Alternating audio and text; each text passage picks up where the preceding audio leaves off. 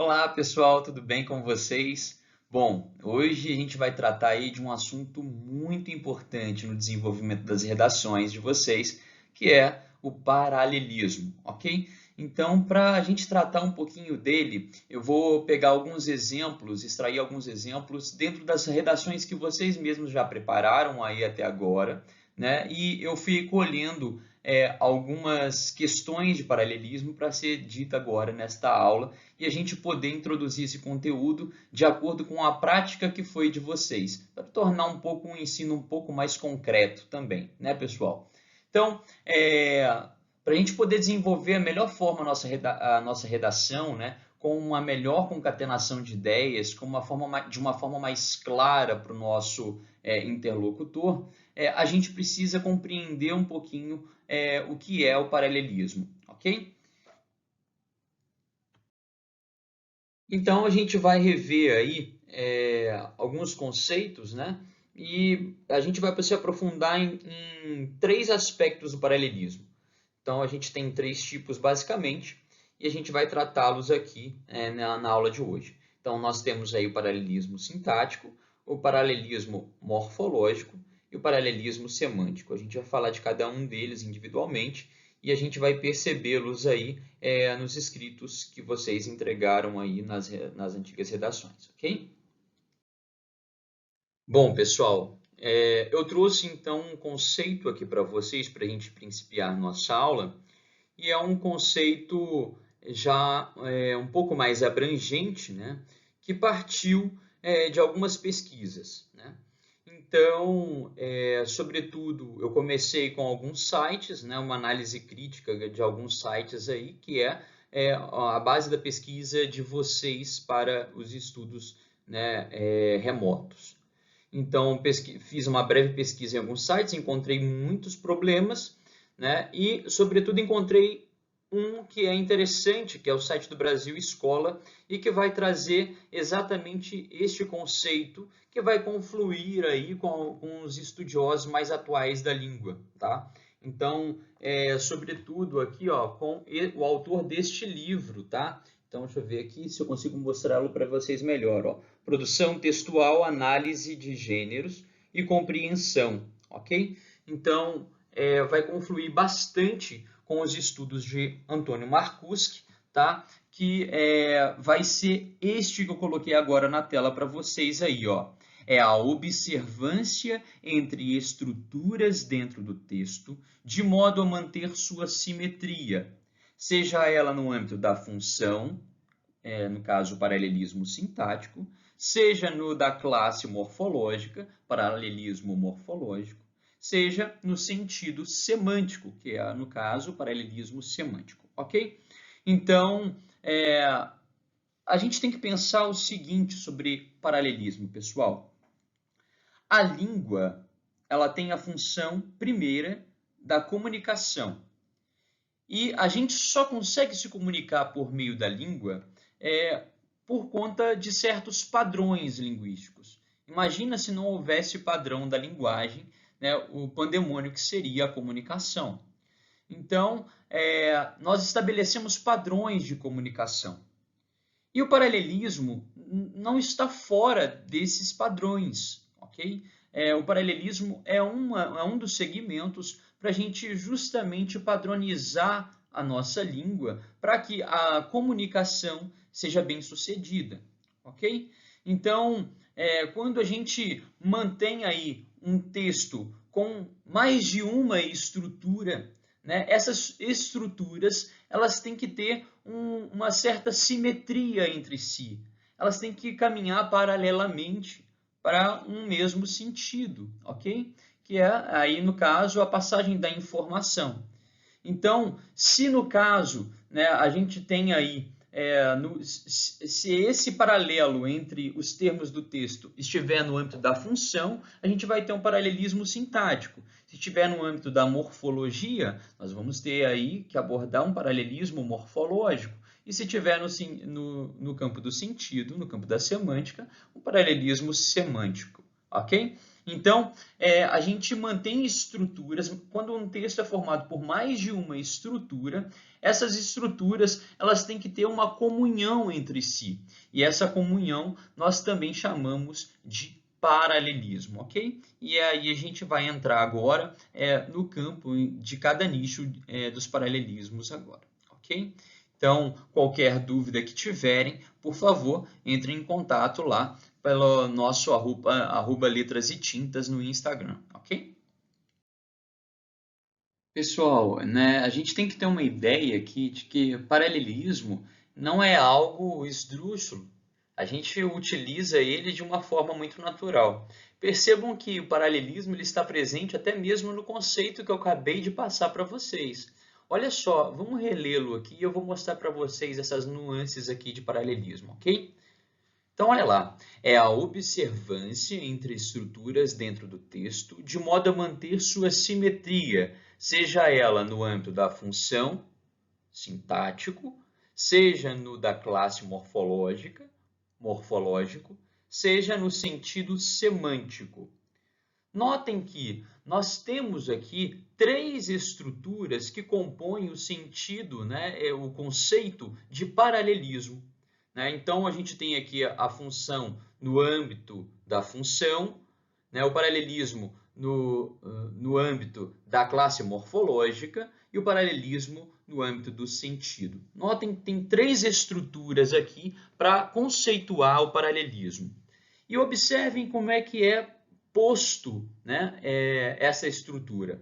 Então, no primeiro momento, eu começo com uma conjunção alternativa, seja, né? Então, olha lá, seja ela no âmbito da função, então eu continuo na mesma estrutura, tá vendo? Ó, seja no da classe, seja no sentido. E o que eu faço além disso aqui? Há uma outra questão. Eu coloco aqui o nome do tipo, né? O tipo de paralelismo que ocorre em cada um dessas estruturas, né? Então, no âmbito da função, eu tenho ali o paralelismo sintático entre parênteses, e assim vai ser mantido também nas demais estruturas. Pessoal, o que nós estamos fazendo aqui nada mais é do que um paralelismo, manter determinado padrão. Para quê? Para que o nosso leitor nos compreenda de forma mais rápida. Ok? Então, se eu começo com uma estrutura e a mantenho, é muito mais fluido, né, o entendimento, é muito mais rápido esse entendimento. E eu quero que o meu leitor entenda o que eu estou dizendo. Então, mantém-se determinado padrão. Ok? Então, o paralelismo sintático, a função principal dele dentro da língua é a comunicação mais fluida, ok? Então, a manutenção do padrão é para que a nossa fala, né, seja entendida de uma forma mais clara e objetiva, ok? Então, é disso que nós vamos tratar um pouco hoje.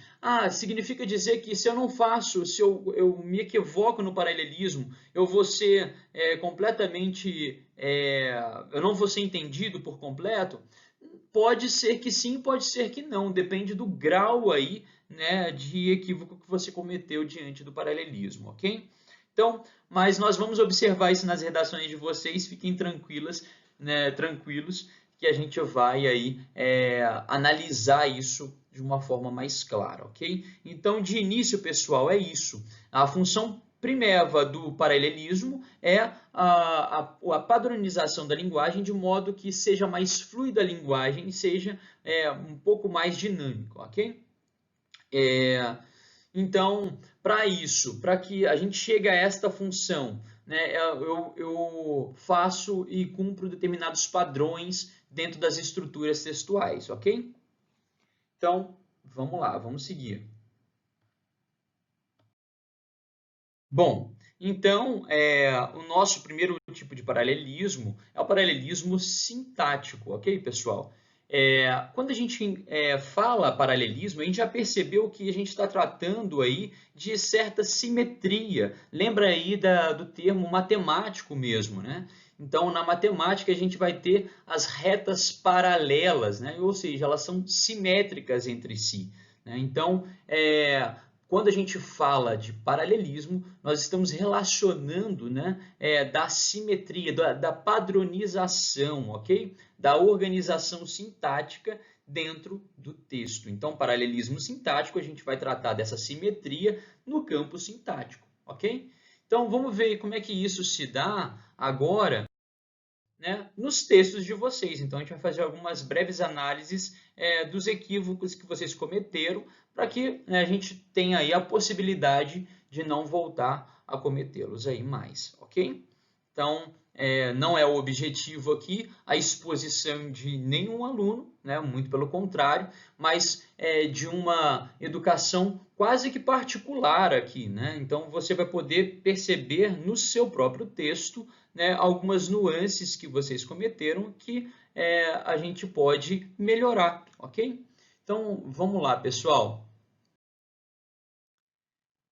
O primeiro exemplo nosso, olha só, a situação dos brasileiros em relação à Previdência Social tornou-se insustentável, quer eles queiram que a forma aconteça ou não, todos sairão prejudicados, né? Bom, notem aqui que, essa pessoa começou a utilizar, né, uma conjunção alternativa e depois ele utiliza outro tipo de conjunção alternativa, né? Então, há aqui, né, determinado equívoco, né? E quando a gente está tratando de equívoco, né, em relação à norma padrão que é exigida aí nos concursos públicos que vocês irão prestar.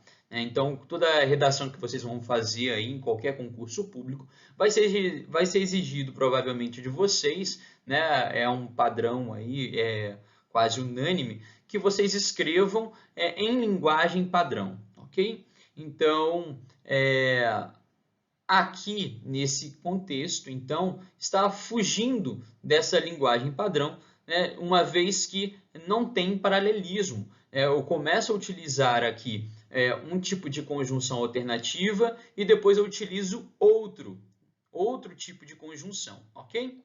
Então, também alternativa, né? Então, como é que deveria ficar aí para que se atendesse, né, e se adequasse ao padrão da língua? Vamos lá.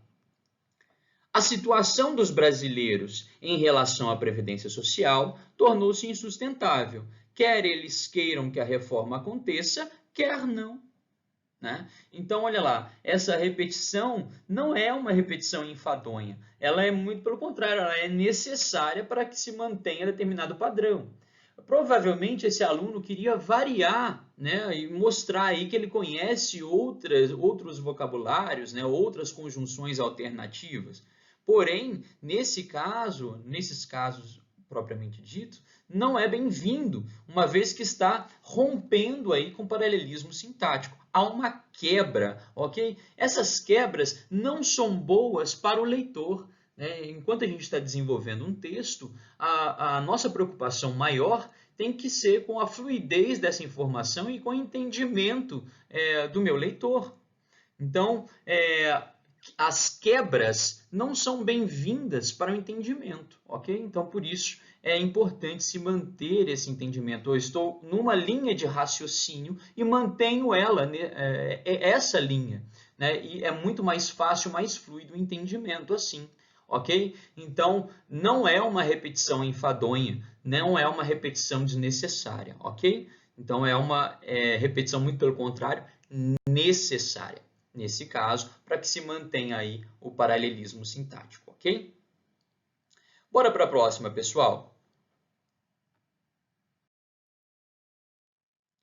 Olha aqui, o paralelismo morfológico. Então, o paralelismo morfológico, ele vai tratar do quê? Então, ele vai procurar a igualdade, notem aí a questão do padrão novamente, né? Então, a gente fala paralelismo, a gente vai ter essa concepção de padronização, né?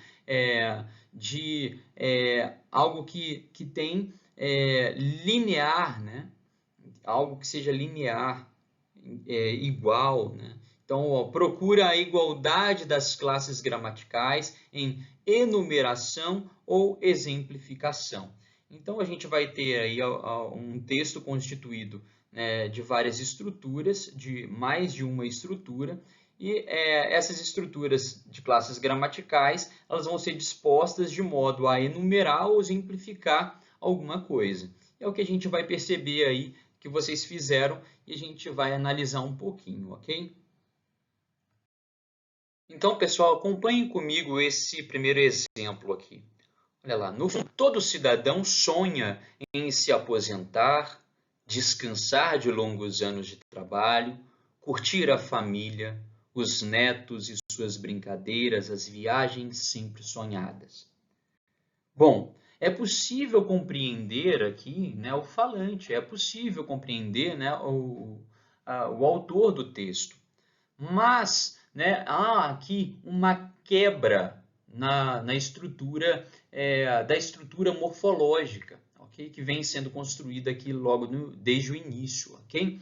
Então, é interessante, pessoal, no caso aqui do paralelismo morfológico, né, se você começou a fazer a sua exemplificação com substantivos, que assim seja para todos os outros exemplos, né? Todos os outros sejam substantivos. Se eu comecei a exemplificar com verbos, então eu vou manter os verbos e assim por diante, ok? Então, o paralelismo, ele exige aí um certo padrão. Então, quando a gente está aqui, nesse caso aqui, tecendo algumas exemplificações, a gente tem que manter aí a mesma classe, ok? E é isso que traz para a gente aí o paralelismo morfológico, ok? Então, vejam aqui comigo.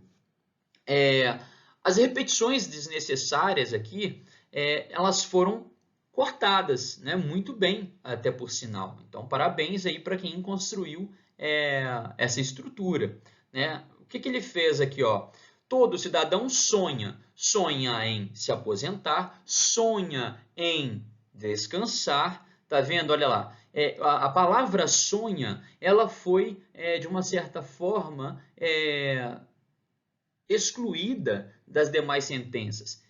Quando a gente, no caso, exclui uma repetição, né, de uma palavra já dita anteriormente, esta é uma figura de linguagem denominada zeugma, né, pessoal? Então, olha lá, ele fez aqui um zeugma da palavra sonha, né? Então, continuando aí, olha lá, aposentar e descansar são estruturas verbais, né? Olha lá. E curtir a família também é uma estrutura verbal, olha aí, ó, curtir, né? E aí, de repente, vem os netos. Ah, professor, mas os netos está associado a curtir a família, os netos e suas brincadeiras. Mas notem que a exemplificação, a estrutura exemplificativa está com base no sonho, né? Sonhar em algo, sonhar em se aposentar, sonhar os netos, aí não cabe, né? Então, há uma quebra aqui de um paralelismo sintático há uma tentativa aqui de formular o outro paralelismo, né? Então, há uma quebra que não é agradável para o leitor ali compreender. Você quebra o raciocínio do leitor, tá? E obriga ele a fazer novas associações. Então, isso aqui não é objetivo, essa estrutura não é objetiva. Então, é necessário que se tenha aí determinado paralelismo para que haja uma fluidez da comunicação, ok, pessoal? Então, é algo que a gente tem que se preocupar bastante com o nosso leitor, né? Tornando aí a nossa fala cada vez mais objetiva e fluida e linear, ok? Então, como é o caso do paralelismo, tá? Como é exigido aí pelo paralelismo. Então, resumindo, pessoal, o paralelismo morfológico, então, ele vai exigir do escritor aí um certo padrão dentre as classes gramaticais quando a gente vai montar uma estrutura exemplificativa, ok? Então, se eu mantenho aí se eu começo a desenvolver uma exemplificação com um substantivo, que eu os mantenha. Se eu for traçar com verbos, que eu os mantenha, ok? Então, vamos ver como é que a gente poderia fazer para melhorar um pouco, para adequar a linguagem padrão? Venham comigo. Então, se a gente for analisar a estrutura desenvolvida pelo aluno, a gente vai perceber que a partir da palavra sonha, né, concebida aí no texto, ele vai traçar aí uma série de enumerações, né, diante da palavra sonho, né? Ou seja, eu vou enumerar os sonhos de todo cidadão.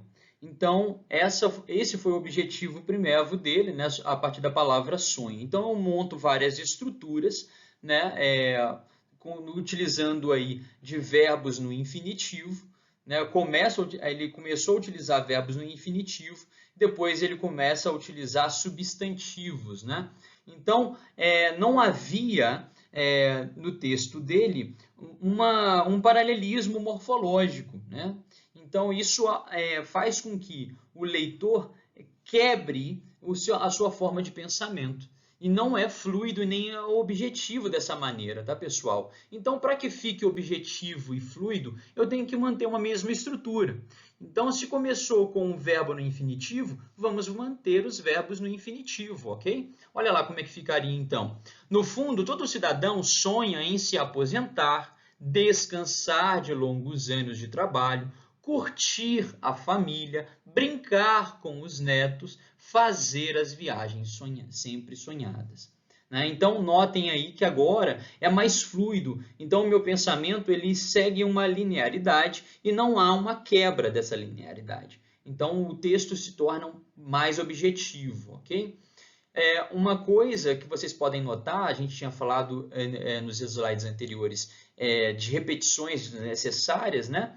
Aqui, nesse caso, o aluno, e muito bem feito, ele omitiu a palavra sonha nas demais sentenças, e ele fez isso de uma forma brilhante. Né? Então, o que ele acabou de fazer aqui, né, é aquilo que a gente estudou nas figuras de linguagem, denominado zeugma. Então, é a omissão de um termo exposto anteriormente. Olha lá, sonha em se aposentar, sonha em descansar, sonha em curtir, sonha brincar, sonha fazer as viagens. Né? Então, notem aqui que essa repetição ele não cometeu e ele omitiu sem quebrar aí o sentido, né? Sem quebrar a semântica. Muito pelo contrário, a repetição ela seria cansativa, prejudicaria a informação.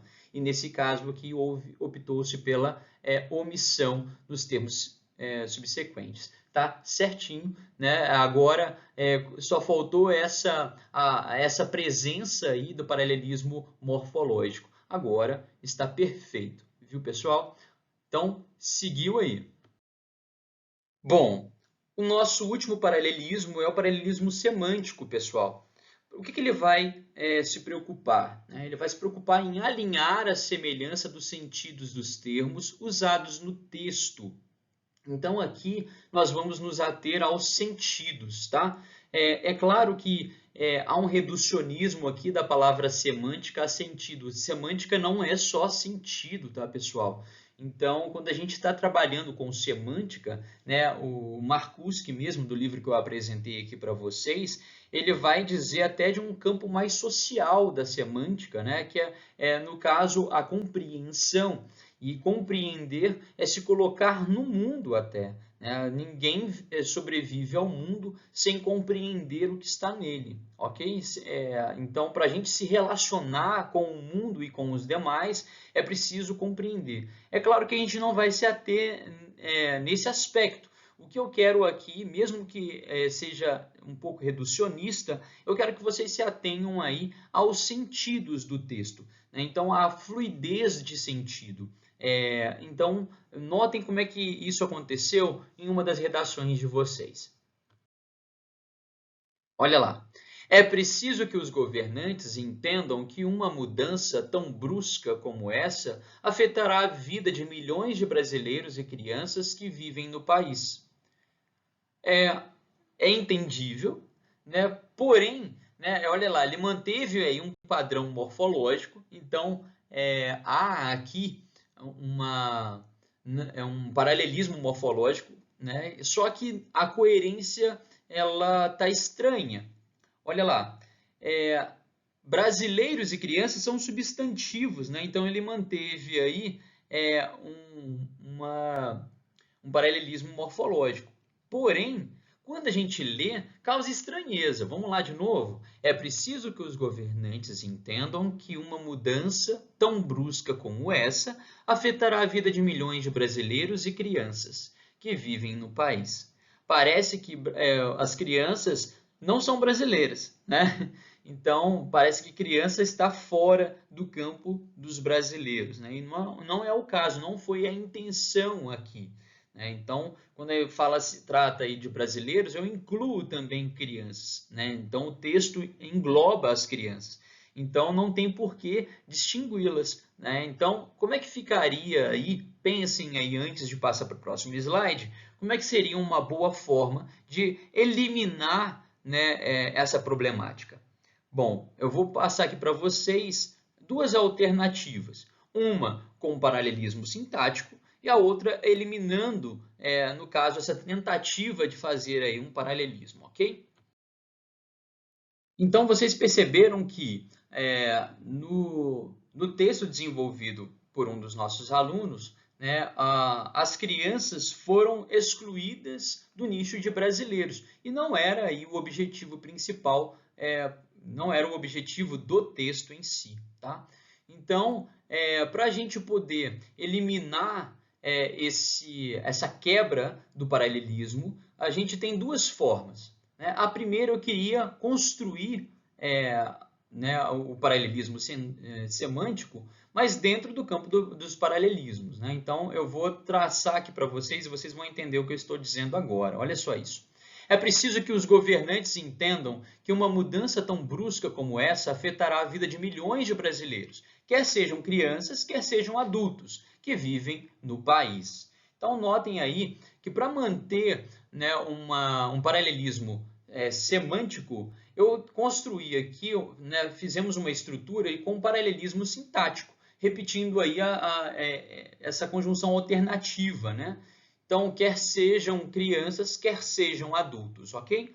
Então, eu incluo nesse caso tanto as crianças quanto os adultos no nicho de brasileiros, ok? Então, não poderia simplesmente eliminar o quer sejam crianças, quer sejam adultos? Poderia também. Né? Para eliminar aquele problema de antes, a gente poderia fazer da seguinte maneira, olha aí comigo. Ó. É preciso que os governantes entendam que uma mudança tão brusca como essa afetará a vida de milhões de brasileiros que vivem no país. Pronto. Né?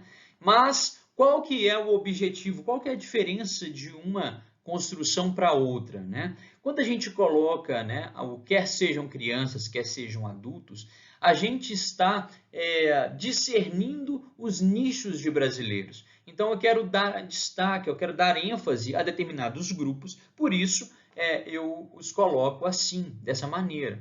Então, provavelmente, há um desenvolvimento depois a respeito de cada nicho, ok? Então, depende aí, então, da intenção que há por trás do texto. Vocês têm que estar cientes o tempo todo de qual é a intenção de vocês ao produzir aquela informação. Ok? Então, diante disso, você utiliza a gramática, os conhecimentos gramaticais ao seu favor. Né? Então, lembrem-se que há 3 bases para a construção de um bom texto. Né? A leitura, né? A prática do texto. Então, eu não consigo desenvolver um bom texto sem ler, porque é por meio da leitura que eu adquiro conhecimento, é que eu adquiro também os meus argumentos. É por meio, então, depois da prática textual, que eu vou desenvolver cada vez melhor, né, aqueles mecanismos da língua, a forma de transmitir o que eu penso para o papel. Isso também é melhorado com o tempo, tá? A tradução, o processo de tradução mental para o papel é um processo difícil para todos nós, né? Mas quanto mais você pratica, melhor você manipula esse hábito, né? Então, o hábito também da escrita, ele vai ser importante para quem quer escrever bem. E por último, o terceiro aí, né, a tríade para se escrever um bom texto é o conhecimento gramatical. Se eu vou escrever em língua portuguesa, o conhecimento gramatical da língua portuguesa me é importante. Ok? Então, o conhecimento linguístico, não só gramatical, mas o linguístico em si. Tá? Então, para eu adequar meu texto também às variantes linguísticas de cada estado e, enfim, a cada meio, né? Então, o conhecimento linguístico ele é importantíssimo também para você construir um bom texto. Então, pessoal, para que você utilize do seu conhecimento linguístico da melhor forma, né, possível, eu só vou utilizá-lo bem a partir do momento que eu detenho ali o conhecimento do que eu quero dizer e para quem eu vou dizer. E aí sim, eu me alimento dos meus conhecimentos linguísticos para adequar esses conhecimentos à minha intenção. Então, pessoal, tomem cuidado para que não fujam disso. Conheçam para quem você está fazendo o seu texto. Se você, professor, mas eu vou fazer para determinado concurso, conheça a sua banca, né? Conheça aí os estilos de correção da banca de concursos passados, né? Então, esse conhecimento é muito importante para você conhecer o nicho que você está, para quem você está tecendo o seu texto, ok? Então, do mais, pessoal, essa foi a nossa última aula. E teve alguns alunos, né, que me pediram aí, durante esse período, algumas indicações de livros. Então, ao final dos nossos vídeos, eu vou passar a indicar alguns livros aí para vocês. Hoje, pessoal, eu vou indicar a leitura de um livro do Art Spiegelman chamado Maus, ok? Maus. Maus é uma graphic novel. Ah, professor, mas eu vou ler quadrinho? Não detém um preconceito, tá, pessoal? Não tem um preconceito aí. Por quê? É um quadrinho baseado numa história real, tá? Um pouco autobiográfica e biográfica. E é bem interessante como o autor ele constrói a metáfora por meio de imagens. Às vezes a gente pensa que metáfora é só uma figura de palavra, né? Toma cuidado, tá, pessoal? É uma figura de linguagem. E a imagem é também uma linguagem. Então, a metáfora é muito interessante nesse livro aqui, né? Porque ele vai trazer aí alguns elementos de personagens que vão dizer muito, né? Pelo que eles representam, ok? Eu não vou adentrar muito em detalhes, senão eu vou acabar dando spoiler aqui para vocês. Mas leiam Maus, é uma leitura aí de base para quem quer aí, gostar de ler ou adentrar no campo da literatura ou fazer grandes reflexões, tá? Então, há uma mítica muito equivocada de que quadrinho não permite grandes reflexões. Bom, é porque não leram Maus, ok? Então, para quem quer aí gostar de ler, quer se enveredar no campo da literatura, leiam Maus, pessoal. Vale a pena demais, ok? Nos vídeos subsequentes eu vou dar aí algumas dicas a mais de leitura para vocês. E qualquer coisa, se quiserem discutir esses livros que eu estou indicando depois da leitura que vocês fizerem, podem me chamar no inbox lá ou a gente pode fazer um fórum com as discussões desses livros, ok? Então, tudo depende de vocês, tá, pessoal? Então, eu estou indicando aqui quem se fomentar, quem desejar esse estudo a mais, podem contar aí comigo também, ok? Do mais, um abraço forte a todos e, bom, bem-vindo de volta.